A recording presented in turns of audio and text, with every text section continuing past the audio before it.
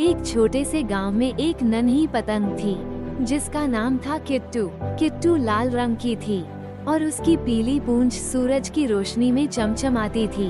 हर साल जब पतंग महोत्सव होता तो बाकी पतंगे आसमान में ऊंची उड़ान भरती, लेकिन किट्टू कभी पेड़ों की ऊंचाई से ऊपर नहीं जा पाती।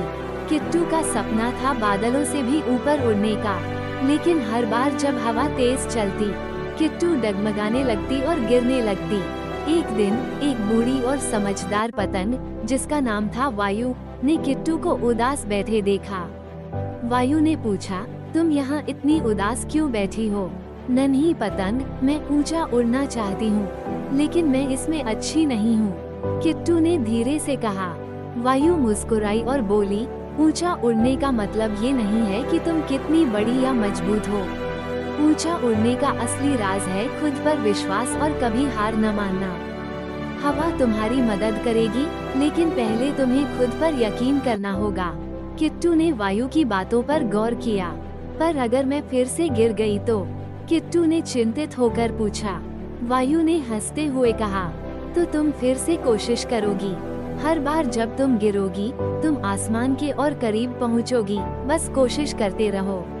किट्टू ने ठान लिया कि वो फिर से प्रयास करेगी। उसने हवा का इंतजार किया। जैसे ही हल्की हवा चली किट्टू धीरे धीरे ऊपर उठने लगी। थोड़ी डगमगाई, लेकिन उसने खुद से कहा, मैं कर सकती हूँ। धीरे किट्टू पेड़ों से भी ऊपर जाने लगी। हवा तेज हो रही थी और किट्टू फिर से लड़खड़ाई।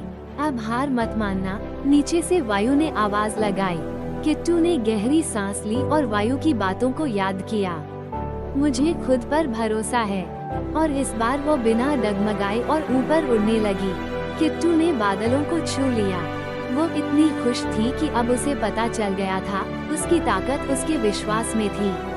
और तब से किट्टू ने कभी हार नहीं मानी और हमेशा ऊंचा उड़ती रही।